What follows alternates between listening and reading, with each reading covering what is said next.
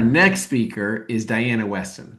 Diana Weston. And Diana is the Senior Director of Incarcerated Services for Options Recovery Services. Options Recovery Services. Diana has dedicated more than 25 years of her life to the nonprofit sector, with a focus on human services and improving lives through program development, compliance, and leadership.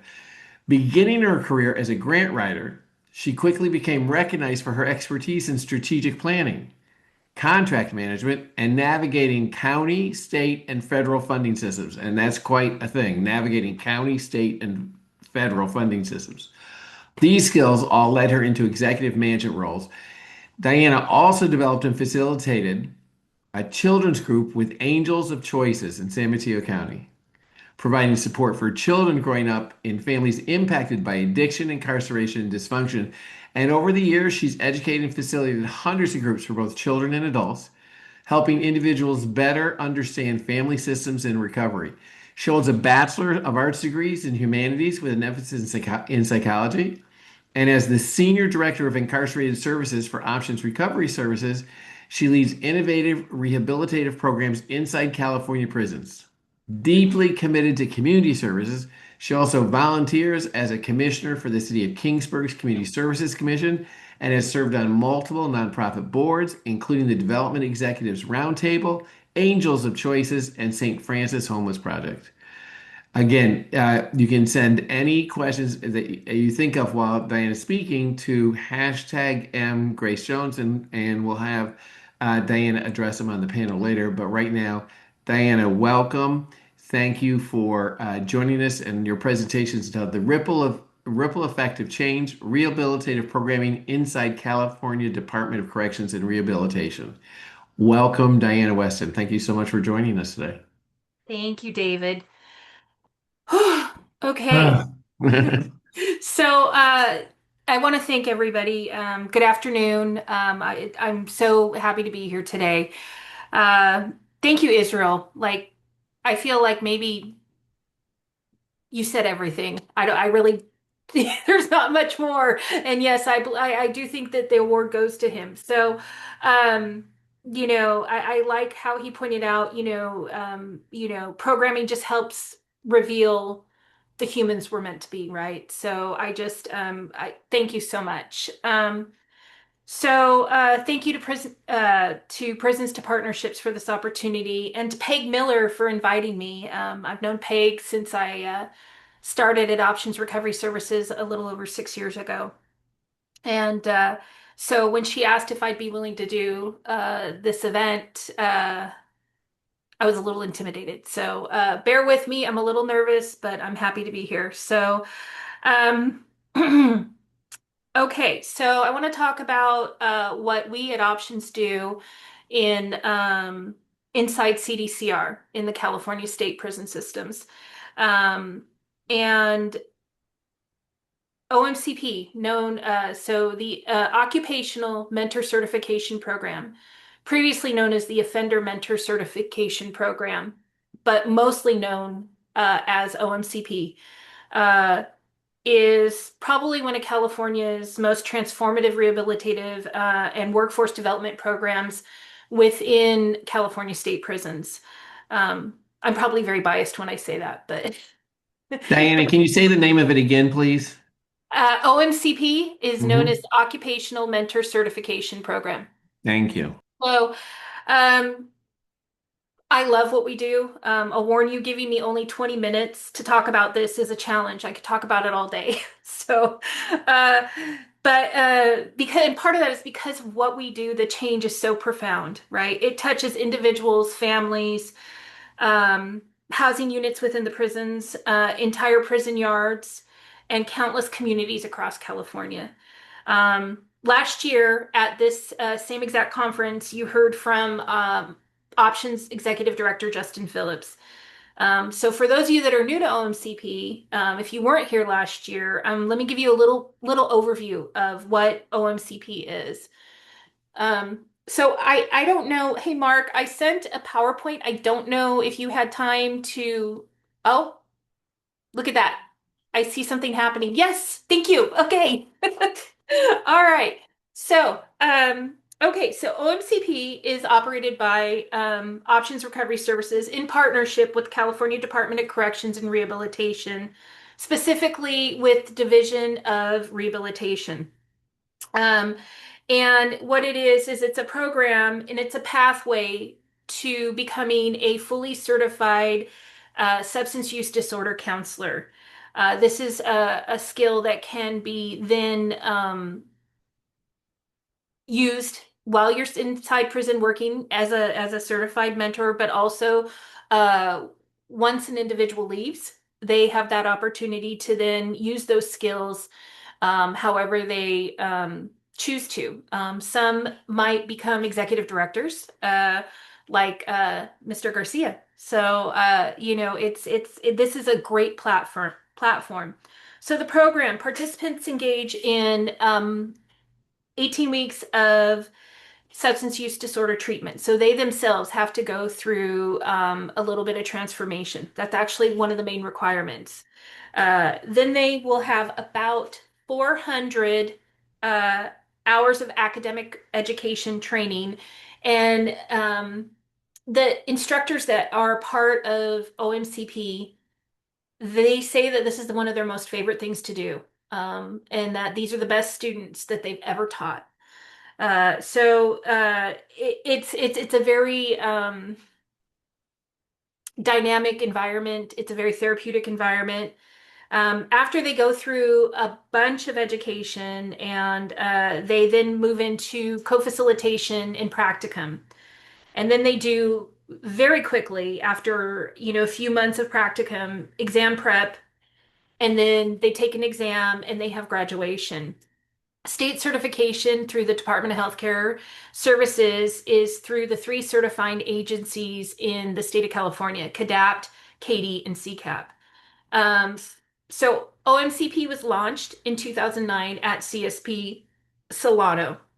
OMCP made California the first state to certify incarcerated drug and alcohol counselors. For 16 years, the trauma-informed, rigorously structured program has helped men and women build new lives and identities as professional helpers.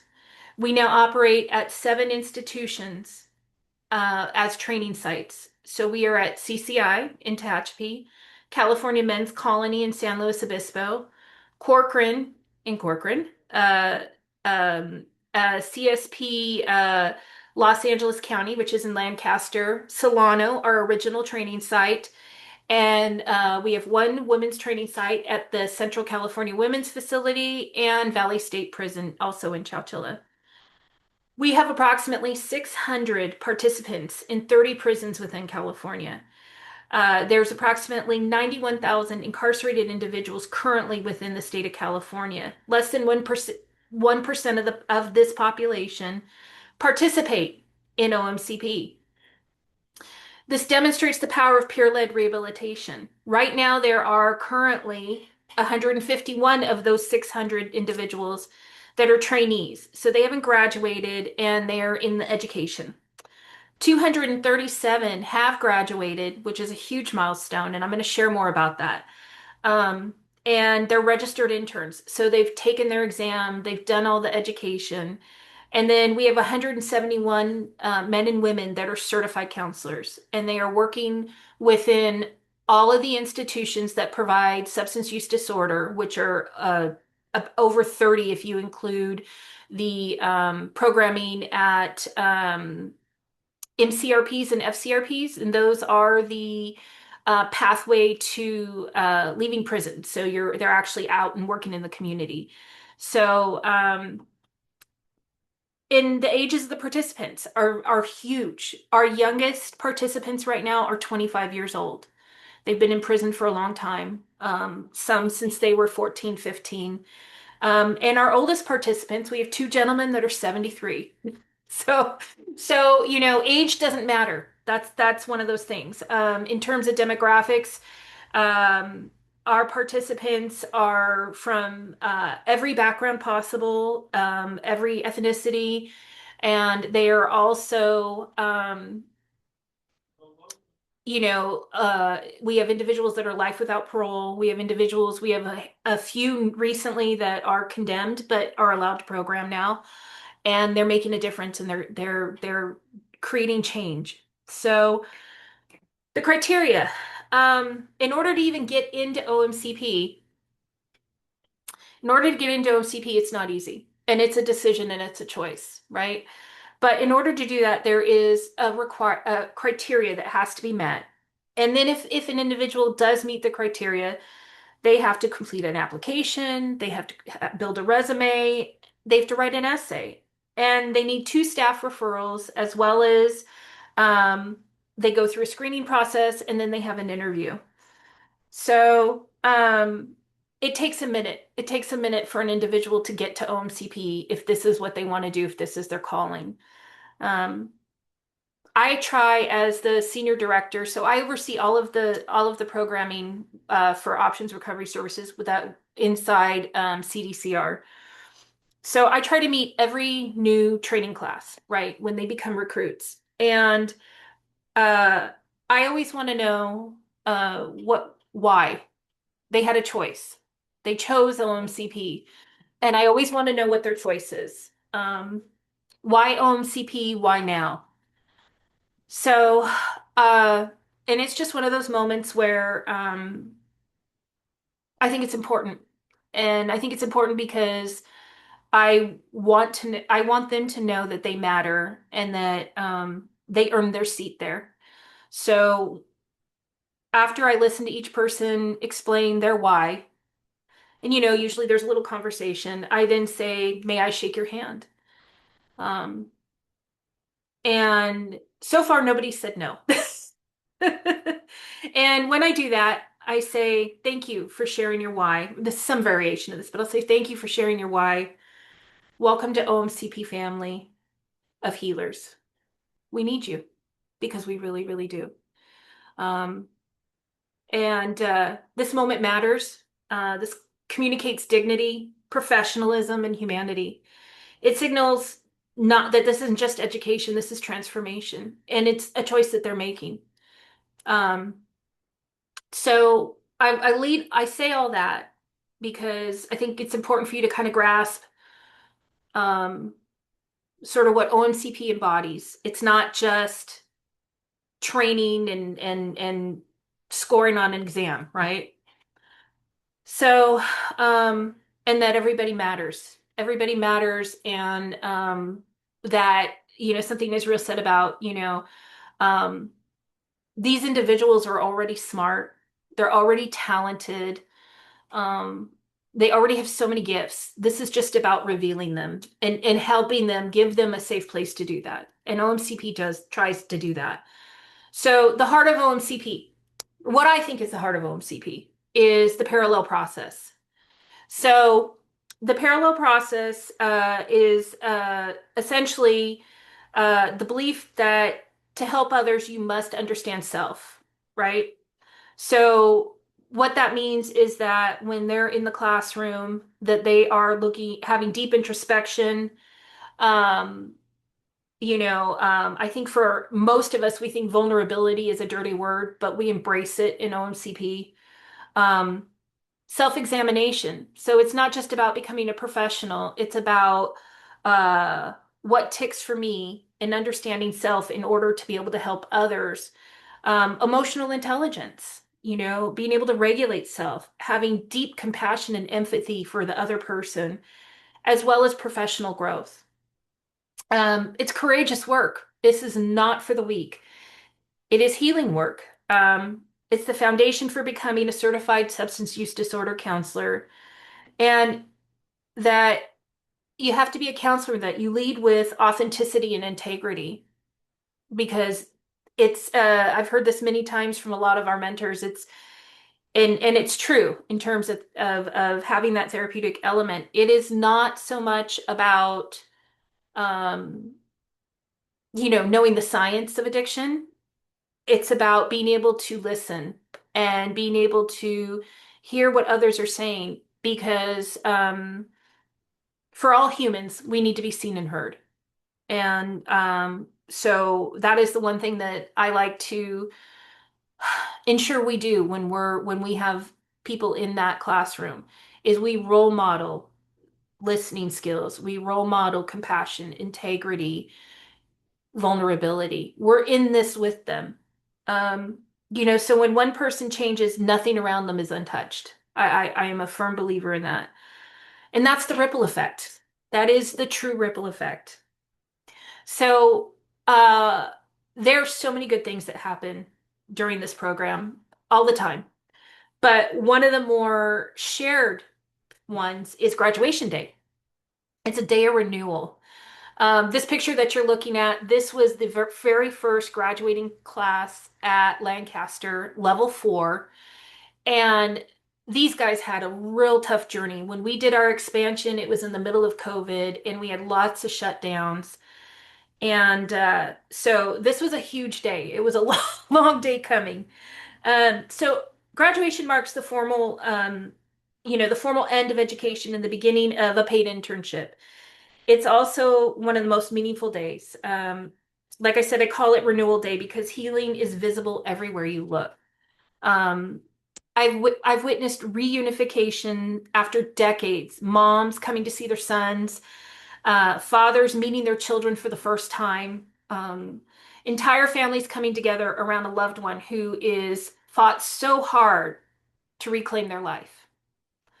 One of the things that I always ask each graduating class is, how many is this your first time graduating wearing a cap and gown? And almost always, at least half of them raise their hand. This is a monumentous occasion. So a while ago,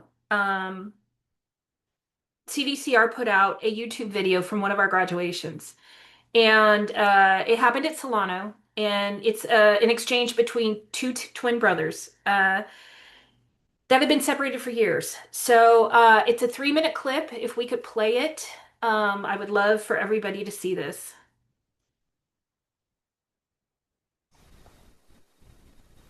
Will it work?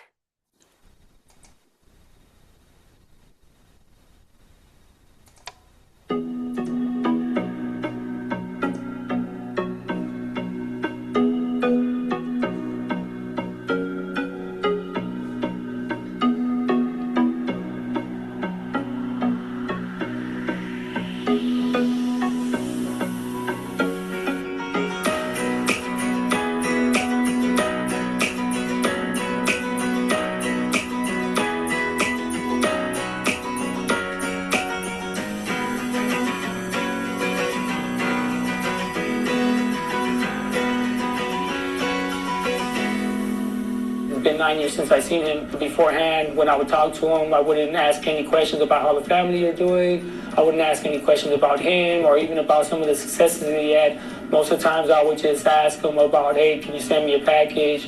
Or, hey, why haven't you come to see me? And after having these sort of experiences and having a life change, the conversation that I have with him is being able to express to him, like, hey, I love you and I understand why you haven't come to see me. I grew up in East Los Angeles. My mother was on welfare.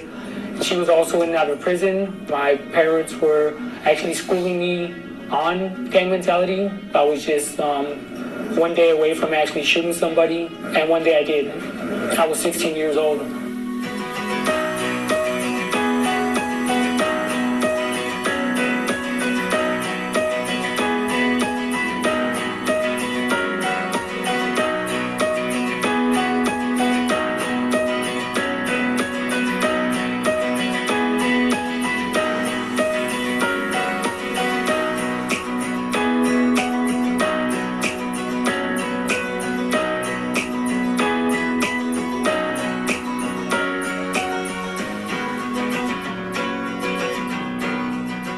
People can change, folks. That's the bottom line.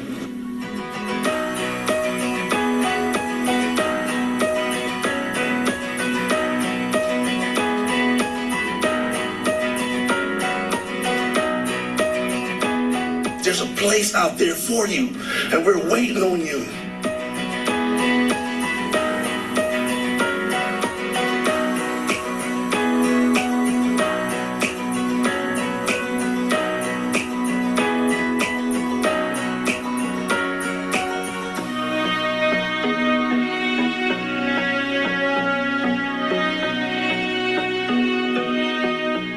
I was kind of amazed by it. Coming from back then, like the way we used to talk, and growing up, and then hearing him now, I mean, you can tell he's learned a lot. Like we're twins, so to see him actually come in and on a day where it's going to be a celebration, we're going to be able to exchange food and take pictures together and talk about what the future is going to look like. I think it's going to mean everything. Like this is my twin brother. It's huge. It's life changing.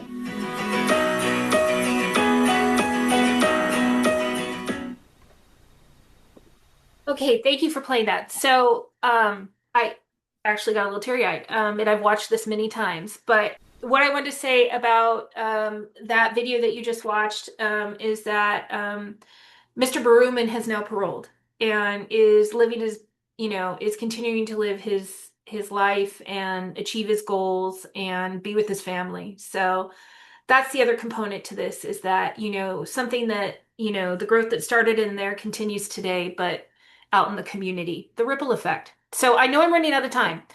This is crazy. I wanted to share, I really thought I was going to have way more time, or again, I told you I could talk all day, but You I have have a this few more poem. minutes, Diana. You have a couple more minutes. Go ahead. Okay, thank you. Okay, so and I will try to push through. Um, so these pictures right here that you're looking at are from recent graduations. The one picture of the individual hugging a graduate is actually our executive director, and the day of that graduation at California Men's Colony, that individual paroled that day. He finished OMCP and he paroled. It was such a huge milestone and amazing celebration. But and then in the middle picture, that's one of our participants with her dad, and he was just so proud of her. It was one of the few times I saw that young lady smile, and it was amazing. So, um, anyway, one more thing I want to share about this is it is a poem called Amends. It was written by a mentor. So instead of you hearing from me, I want you to hear from him. And this is what he wrote. Amends. What do I owe if I take from others? How can I ever repay what I have taken? What I have to offer is of so little value to those who have experienced loss.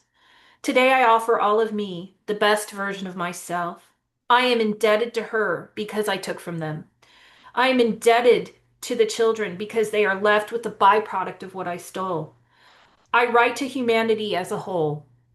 I am rewriting the narrative, a letter to the mother I could never console. Insight into who I was in order to understand the man I need to be. My amends is not for me. It takes a village. Eskimo stories untold. Today I build bridges. This is a declarative mission, a permission statement of a new kind. I had to learn to love mankind. I make amends for every hurt, lie, wrong, or scar I ever caused, modeling behavior that will open doors to those who struggled to find their own resolve. So it's just one of those beautiful poems. It just again it shows the change, the transformation. And that individual that wrote that poem is now should be paroling within shortly, like in the next year. And he is an amazing counselor, an amazing human, an amazing man. Um, so this is OMCP. This is the transformation we witness. This is the healing that extends far beyond the individual. For this is the ripple effect in their own words. So OMCP has been around since 2009. We've trained over 1,200 participants. We've achieved a 92% exam pass rate. The average rate, this program takes usually 2 years in the outside world, right? If you go to community college. And we're doing this really quickly, right? And to have a pass rate that high, the average pass rate in local community colleges is far less. It's somewhere around 70%, sometimes less. We've had about 300 individuals parole since about 2020, and less than 1% have returned to prison. I mean, it's been like one or two. So it's demonstrated impact within the population. There's about 91,000 men and women in prison right now in the state of California. About one less than 1% of that are OMCP mentors, but their impact is profound. They are changing the culture. They are changing how people see things. And it's a we're developing a workforce inside and outside of the institutions. Um, and it's all about humanity, right? When I talk about that, options has to reapply or to bid for this contract every 3 to 5 years. We recently did that in the beginning of 2025. So I like to call anybody that's paroled alumni because, this is a brother and sisterhood. It is an amazing collection of souls. And we have a lot that work at options. And they're in the last couple of years, 48 people have come to our reentry program, and 41 of them are all working in the Bay Area in some capacity, helping others. Youth outreach, unhoused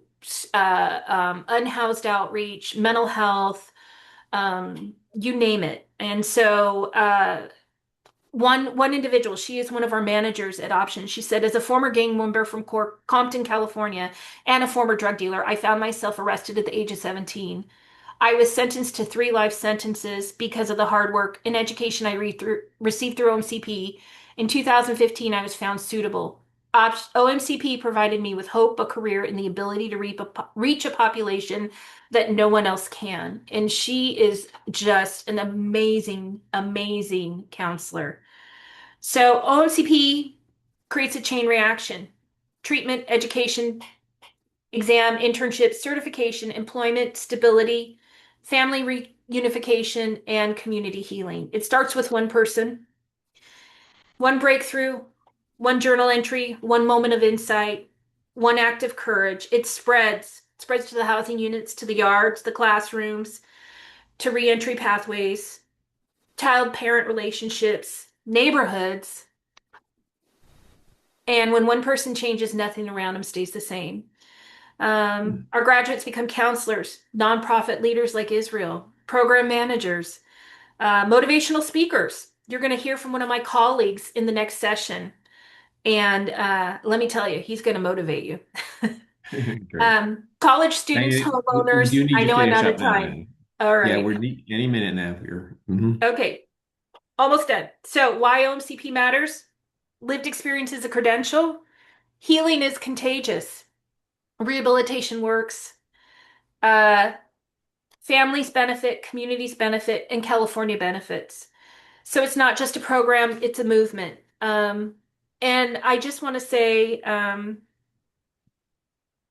the ripple effect of change begins the moment someone chooses to heal. OMCP accelerates that healing.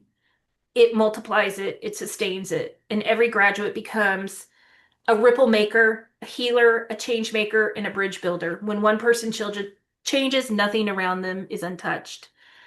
So I want to thank you. There are so many stories, and like I said, I could talk all day, and I've definitely gone over my time, but I want to thank you for listening.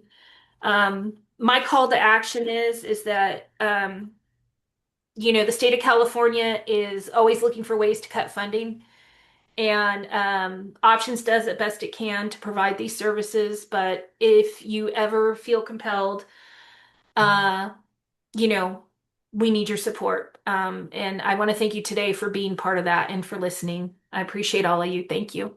Thank you, Diana. You could talk all day, we could listen all day, just so you know, okay? And you said you got a little teary watching that video. I was afraid I was going to have to talk right after it. That was like deep. My big worry watching the videos, I was going to have to talk when it was over because I was crying my eyes out over here. It's so moving. What's moving is that there's a life that you can't even imagine happening for these people, and it happens. And it's the fulfillment of being human. It is so beautiful. Thank you for everything you do. Well, thank you. Thank you for the opportunity to share.